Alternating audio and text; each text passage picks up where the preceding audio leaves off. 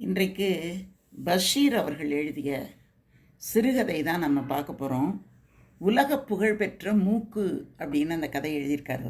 இது ஒரு நகைச்சுவை கதையாகத்தான் இருக்குது. கதையில் என்ன இருக்குது அப்படின்னு நம்ம பார்க்கலாம். ஒரு அற்புதமான செய்தி. ஒரு மூக்கு புத்திஜீவிகளுக்கு இடையே, சித்தாந்தவாதிகளுக்கு இடையே பெரிய ஒரு விவாதமாக மாறி இருக்கிறது. அந்த மூக்கோட யதார்த்தமான வரலாற்றை இங்கே பதிவு செய்கிறேன் அப்படின்னு சொல்லிட்டு அந்த கதையை தொடங்குறாரு. 24 வயசு வரைக்கும் அவரை யாருக்குமே தெரியாது.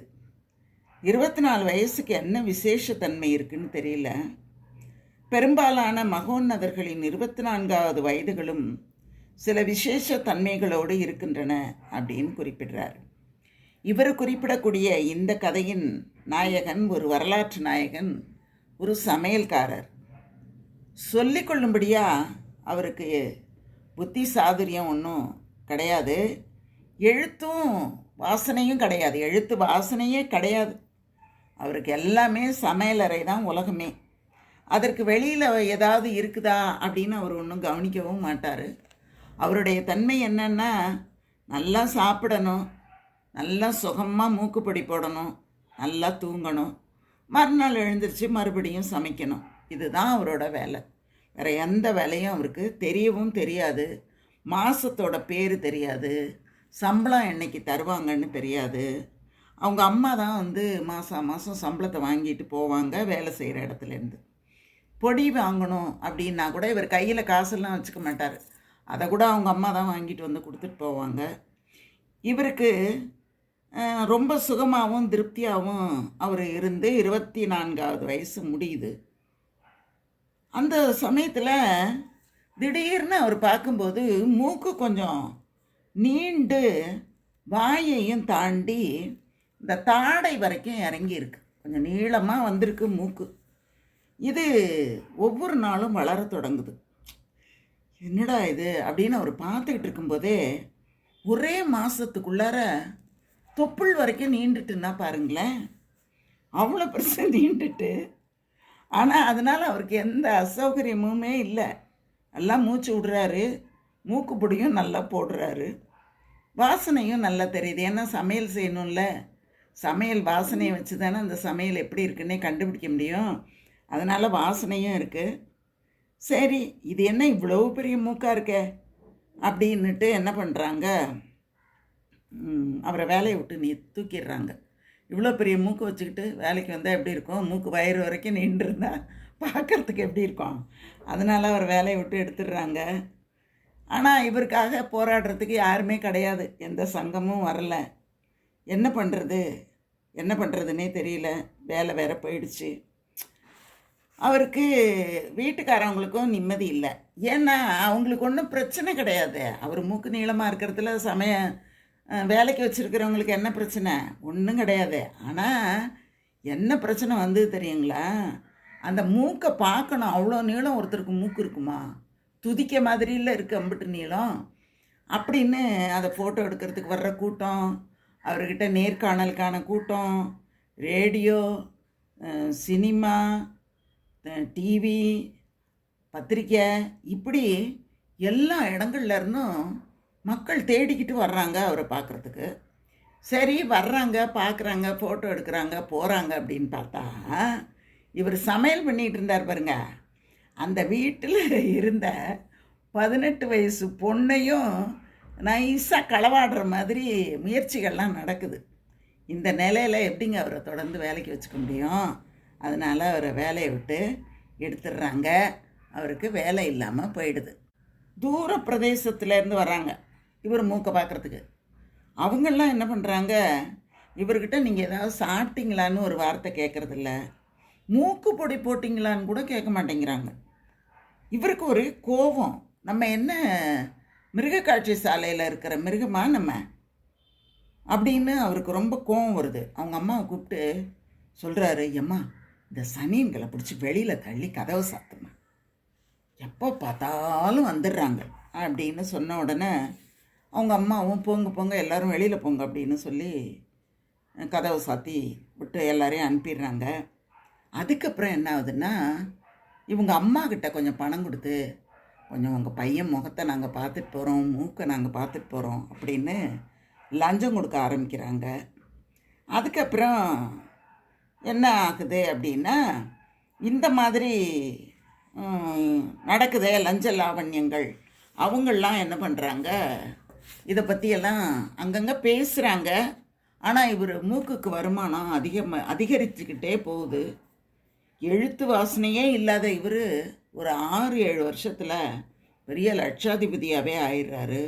3 சினிமாவில் நடிச்சிட்டாரு. அவரோட மூக்க தரிசனம், அவர் மூக்கு தரிசனம் இருக்குல்ல, அந்த மூக்கு தரிசனங்களை எல்லாம் பெரிய காவியங்களாக எல்லாரும் எழுதுகிறாங்க. மூக்கனோட பங்களா ஒரு விருந்தினர் மாளிகை மாதிரி ஆயிடுது. அங்கே எப்போ போனாலும் சாப்பாடு கிடைக்கும், கூடவே ஒரு சிட்டிக்கு மூக்குப்பொடியும் கொடுப்பாங்க. இவருக்கு 2 அந்தரங்க காரியதரிசிகள் 2 பேர். அந்த 2 பேருமே பெண்கள் தான், ரொம்ப படித்தவங்க அவங்க. அந்த 2 பேருக்குமே இந்த மூக்கு நீளமாக இருந்ததில்ல, அவருக்கு மூக்கன்னு பேர் வச்சுக்கிறோம் நம்ம, அவரும் மூக்கன்னு தான் வச்சுருக்காரு. அந்த மூக்கனை அந்த 2 பெண்களுமே காதலிக்கிறாங்க.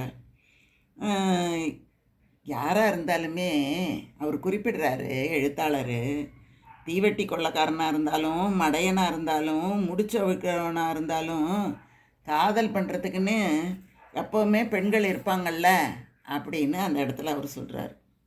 அந்த மாதிரி இந்த 2 பெண்களுமே அந்த மூக்கனை காதலிக்க ஆரம்பிக்கிறாங்க.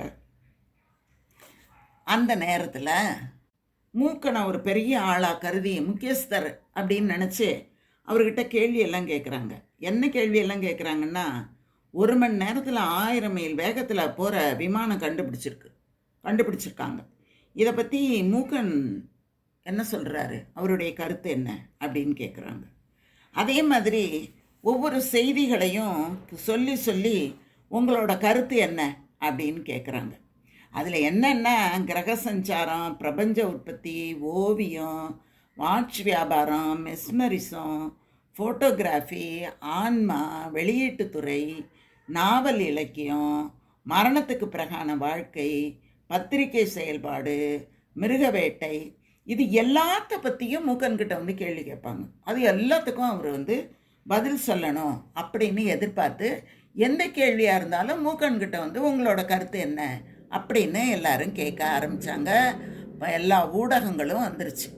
இப்போ என்ன ஆயிட்டுன்னா, மூக்கனை கைப்பற்றுவது அதை பற்றி ஒரு சதி ஆலோசனை நடக்குது. அது என்ன கைப்பற்றுவது அப்படின்னு தானே கேட்குறீங்க.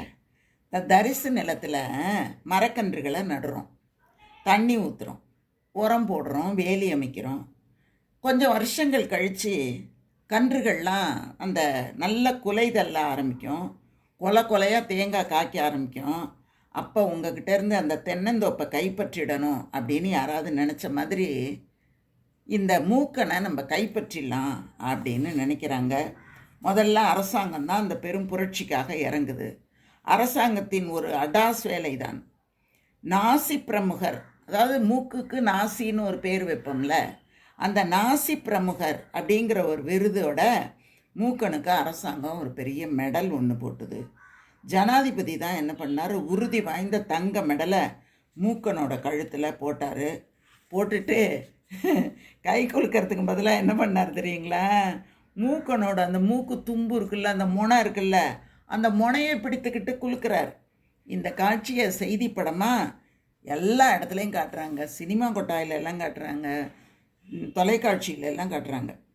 அப்போ என்ன ஆகிடுது, அரசியல் கட்சிகள்லாம் உஷாராயிடுது. அதுக்கப்புறம் மக்கள் போராட்டத்துக்கு தோழர் மூக்கன் தான் தலைமை வகிக்கணும் அப்படின்னு கேட்குறாங்க. தோழர் மூக்கனா? யாரோட தோழர்? எதுக்காக ஒரு தோழர்? பகவானே, பாவம் மூக்கன் கட்சியில் சேர வேண்டும். எந்த கட்சியில்? நிறைய கட்சிகள் இருக்கே, எந்த கட்சியில் அவர் சேர முடியும்? மூக்கன் சொல்கிறாரு, நான் எதுக்கு இந்த கட்சியில எல்லாம் சேரணும், என்னாலெல்லாம் எதுவுமே செய்ய முடியாது அப்படின்னு சொல்லும்போது, அவரோட அந்த அந்தரங்க காரியதரிசிகள் 2 பேர் இருந்தாங்கல்ல, அவங்க என்ன பண்ணுறாங்க, ஒருத்தி சொல்கிறா, என்கிட்ட பிரியம் இருக்குன்னு வச்சுக்கோங்க தோழர் மூக்கன், நீங்கள் எங்கள் கட்சியில் சேர்ந்துருங்க அப்படின்னு சொல்கிறா. மூக்கன் ஒன்றுமே பேசலை, பேசாமல் இருக்கார். நான் ஏதாவது கட்சியில் சேரணுமா என்ன அப்படின்னு பக்கத்தில் இருக்கிற இன்னொரு செக்ரட்டரியை கேட்குறாரு. ஆமாம், எதுக்கு? அதற்குள் புரட்சி பாசறைக்காரர்கள் சத்தம் போட ஆரம்பிக்கிறாங்க, கோஷம் போடுறாங்க. நமது கட்சி, மூக்கனின் கட்சி, மூக்கனின் கட்சி, புரட்சி பாசறை அப்படின்னு ஒரே கோஷம். இதை கேட்டோன்னே இன்னொரு புரட்சி பாசறைக்காரர்களுக்கு கோபம் வருது. கோபம் வந்தோடனே அவங்க என்ன பண்ணுறாங்க, தனி செயலரில் ஒருத்தியை பிடிச்சி மூக்கனுக்கு எதிராக ஒரு கருத்தை, ஒரு அறிவிப்பை நீங்கள் வெளியிட வைங்க அப்படின்னு சொன்ன உடனே மக்களுக்கு அவங்க என்ன பண்ணுறாங்க, அந்த காரியதர்சியில் ஒருத்தி, மக்களுக்கு வஞ்சகம் செய்த மூக்கன் ஒரு பிற்போக்குவாதி, இத்தனை ஆண்டுகளாக அவன் மக்களை ஏமாற்றி கொண்டிருந்தான், இந்த பாதக செயலில் என்னையும் பங்கு பெற வைத்தான், இதற்காக நான் மிகவும் வருந்துகிறேன், மக்களிடம் இப்போது நான் ஒரு உண்மையை சொல்லப் போகிறேன், மூக்கனின் மூக்கு வெறும் ரப்பர் மூக்கு அப்படின்னு அவ சொல்றா. இந்த அறிவிப்பை உலகில் உள்ள அத்தனை பத்திரிகைகளும் பெரிய தலைப்புச் செய்திகளாக வெளியிட்டன. மூக்கனின் மூக்கு ரப்பர் மூக்கு, பெரிய பிற்போக்காளன் இந்த மூக்கன், திருடன், வஞ்சகன், இது ஒரிஜினல் மூக்கல்ல அப்படின்னு அந்த தலைப்புச் செய்தியில் போட்டிருக்கு. மக்களால் சும்மா இருக்க முடியுமாங்க? இதெல்லாம் கேட்டால் கோவம் வராமல் இருக்குமா என்ன? மூக்கு அப்போ ஒரிஜினல் இல்லையா? உலகத்தில் 4 பக்கங்கள்லேருந்தும் தந்திகளும் தொலைபேசி அழைப்புகளும் கடிதங்களும் பறக்குது. ஜனாதிபதிக்கு இருப்பு கொள்ளலை. மக்கள் விரோத சக்தியான ரப்பர் மூக்கன் ஒழிக, இன்குலாப் ஜிந்தாபாத் என்ற அறிவிப்பை மூக்கனின் எதிர்க்கட்சிகள் வெளியிட ஆரம்பித்தன. அதுக்கப்புறம் இன்னொரு தனிச்செயலரை கூப்பிட்டாங்க. அவள் என்ன சொன்னா, நாட்டு மக்களே, உலகோரே, அவள் சொல்வது முற்றிலும் பெரிய பொய், அவளை தோழர் மூக்கன் காதலிக்க மறுத்துவிட்டார், இந்த ஆற்றாமைதான் அவளுக்கு, தோழர் மூக்கனின் பொருளையும் புகழையும் அவள் கைப்பற்ற முயற்சி செய்தாள், அவளுடைய சகோதரன் ஒருவன் மாற்றுக் கட்சியில் உறுப்பினராக உள்ளான், அந்த மாற்றுக் கட்சி திருடர்களின் தோலை உரித்து காட்டுவதற்கு நான் இந்த சந்தர்ப்பத்தை பயன்படுத்தி கொள்கின்றேன், தோழர் மூக்கனின் நம்பிக்கைக்குரிய அந்தரங்க காரியதர்சி நான் தான், எனக்கு தெரியும் தோழரின் மூக்கு ரப்பர் அல்ல, என்னோட மனசு மாதிரி சுத்த அசலானது அவரோட மூக்கு, அவர் இந்த நிலையில் இப்படியெல்லாம் பண்ணுறாங்களே, அதனால் எனக்கு ரொம்ப வருத்தமாக இருக்கிறது அப்படின்னு சொல்லிட்டு தோழர் மூக்கனின் பின்னால் அணிதிரண்டு நிற்கும் மக்கள் புரட்சி பாசறை கட்சி ஜிந்தாபாத், தோழர் மூக்கன் ஜிந்தாபாத், தோழர் மூக்கனின் கட்சி மக்கள் நலம் பேணும் புரட்சி பாசறை இன்குலாப் ஜிந்தாபாத் அப்படின்னு அவ சொல்லிடுறா. சொன்ன உடனே எல்லாரும் அரசாங்கத்தை திட்ட ஆரம்பிக்கிறாங்க. செயல்பட முடியாத அறிவுகட்ட அரசாங்கம், ரப்பர் மூக்கன், மக்கள் விரோதிக்கு நாசி பிரமுகர்னு ஒரு விருது வேற கொடுத்துருக்கீங்க, பளபளப்பாக தங்க மெடல் கொடுத்துருக்கீங்க, இந்த விரோத நடவடிக்கையில் ஜனாதிபதிக்கும் பிரதமருக்கும் பங்கு இருக்குது, இதில் சதித்திட்டம் இருக்குது, ஜனாதிபதியும் பிரதமரும் உடனே ராஜினாமா செய்ய வேண்டும், மந்திரி சபையை கலைக்க வேண்டும், ரப்பர் மூக்கனை கொல்ல வேண்டும், இப்படி எல்லாம் ஒரு பக்கம் திட்ட ஆரம்பிக்கிறாங்க. ஜனாதிபதிக்கும் பிரதமருக்கும் கோவம்னா கோவம். உடனே என்ன பண்ணாங்க, மூக்கனை கைது பண்ணிட்டாங்க. இந்த மாதிரி இருந்தால் என்ன பண்ணுறது அப்படின்னுட்டு மூக்கனை கைது பண்ணிட்டாங்க. கொஞ்ச நாள் மூக்கனை பற்றி எந்த செய்தியும் எந்த பேப்பர்லேயும் இல்லை. மூக்கனை எல்லோரும் மறந்தே போயிட்டாங்க. திடீர்னு என்னாச்சு, சாட்சாத் ஹைட்ரஜனும் அணுவும் நியூக்ளியரும், அது என்னது இது அப்படின்னு பார்த்தா மார்ச் மாதம் 9 இந்த நாசி பிரமுகரை பற்றிய வெளிப்படையான ஒரு விசாரணை மேற்கொள்ளப்படும் அப்படின்னு ஒரு அறிவிப்பு வருது. 48 நாடுகளை சேர்ந்த மருத்துவ குழு என்ன பண்ணுச்சு, மூக்கனை பரிசோதிக்கிறதுக்காக வருது. இதில் பத்திரிகை பிரதிநிதிகள், டிவி, ரேடியோ, ஃபிலிம் இண்டஸ்ட்ரி, இன்னும் என்னென்ன ஊடக இருக்கோ அத்தனை ஊடகத்தில் இருக்கக்கூடிய எல்லாரும் இங்கே வந்திருக்காங்க. எல்லாருமே பார்க்கலாம் அப்படின்னு அனுமதி கொடுத்துட்றாங்க. இதில் என்னாச்சுன்னா, இந்த மார்ச் மாதம் 9ஆம் தேதி இது போட போகிறாங்க அப்படின்னு சொன்ன உடனேயே இந்த அமைதியை கலைக்கிறதுக்காக நிறைய பேர் இந்த புரட்சியாளர்கள்லாம் என்ன பண்ணுறாங்க, அந்த தலைநகரத்தில் எல்லாரும் ஒன்று கூடிட்டாங்க. ஹோட்டலில் கைப்பற்றிட்டாங்க. பத்திரிக்கை அலுவலகங்களை எல்லாம் உடச்சி தூக்கி போடுறாங்க. சினிமா கொட்டாய்க்கு நெருப்பு வைக்கிறாங்க. அப்புறம் அந்த மதுக்கடைகளை எல்லாம் கைப்பற்றுறாங்க. வாகனங்களை உடைக்கிறாங்க. காவல் நிலையங்களுக்கெல்லாம் நெருப்பு வைக்கிறாங்க. அரசு கட்டடங்களை சூறையாடுறாங்க. இதில் மூக்கன் ஆர்ப்பாட்டத்தின் போது உயிர் தியாகம் செய்தவர்கள் மங்களம் சாந்தி அப்படின்னு பேர் போட்டு ஒரே அமக்களம் நடக்குது. அவனுக்கு அந்த மூக்கை பற்றி ஆராய நிபுணர் குழு வருது அப்படின்னு சொன்ன உடனே அதே மாதிரி மார்ச் மாதம் 9ஆம் தேதி 11 மணி ஜனாதிபதி மாளிகைக்கு முன்னால் ஒரு பெரிய மனித மகா சமுத்திரமே சத்தம் போட்டுக்கிட்டு நிற்கிது. ஒலிபெருக்கிகள்லாம் அறிவிக்க ஆரம்பிக்குது, மக்கள் எல்லோரும் அமைதி காக்க வேண்டும், எல்லோரும் கொஞ்சம் உங்கள் வாய்களை மூடிக்கொள்ளுங்கள் அப்படின்னு சொல்லிட்டு பரிசோதனையை தொடங்குறாங்க. என்ன பண்ணுறாங்க அப்படின்னா, ஒரு மருத்துவர் மூக்கன்ஜி இருக்கார்ல, இவ்வளோ நேரம் மூக்கன்னமா இப்போ மூக்கன்ஜி ஆயிட்டார் அவர். அந்த மூக்கன்ஜி மூக்கில் ஒரு தும்புனா ஒரு கயிறு மாதிரி ஒன்று அந்த மூக்குக்குள்ளார விட்றாங்க. மூக்கஞ்சி உள்ள அப்படி விட்ட உடனே இந்த மூக்கஞ்சியோட மூக்கு இருக்குது பாருங்க, அந்த மூக்குக்கிட்ட ஒருத்தர் குண்டூசியை வச்சுக்கிட்டு இருக்காரு. ஒருத்தர் மூக்குக்குள்ளார அந்த இந்த கயிறு அதாவது தும்பு, அந்த கயிறை அப்படி லேசாக இப்போ கூட நம்ம கூட இந்த தும்மல் வரணும் அப்படின்னா அந்த வேட்டி முனையோ புடவை முனையோ அப்படி ரைஸாக சுருட்டி மூக்குக்குள்ளார விடுவோம் பாருங்க, அந்த மாதிரி விட்டால் ஒரு தும்மல் வரும்னு. அந்த மாதிரி இவர் மூக்குக்குள்ளார ஒரு தும்பை உள்ளே விடுறாங்க.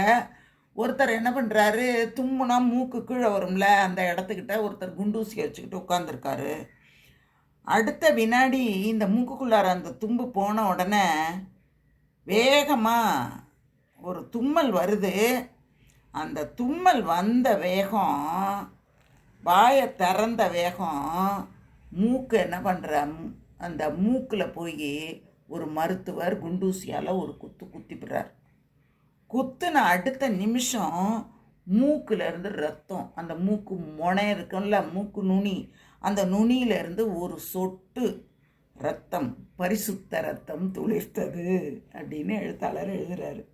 மூக்கு ரப்பர் அல்ல, ஒட்ட வைத்ததல்ல, சுத்தமான ஒரிஜினல் அப்படின்னு மருத்துவர் குழு ஏகமனதோட தீர்ப்பளிச்சிட்டாங்க.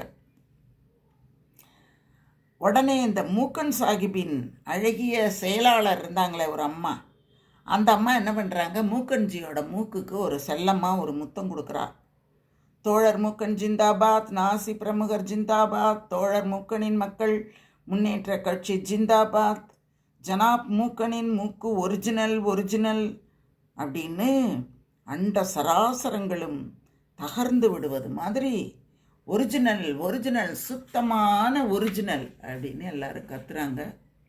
இந்த ஆரவாரம் தொடங்கின உடனே ஜனாதிபதி என்ன பண்ணுறாரு, தோழர் மூக்கனுக்கு மூக்கஸ்ரீ அப்படின்னு ஒரு பெரிய விருது கொடுக்கணும்னு நாடாளுமன்றத்தில் நியமனம் பண்ணிவிட்டார் அந்த ஜனாதிபதி. அதுக்கப்புறம் மூக்கஸ்ரீ மூக்கன் எம்பி ஆயிட்டார். 2-3 பல்கலைக்கழகங்கள் மூக்கஸ்ரீ மூக்கன் சாஹிப்புக்கு எம்லிட் விருது, டீலிட்டும் கொடுத்துட்டாங்க.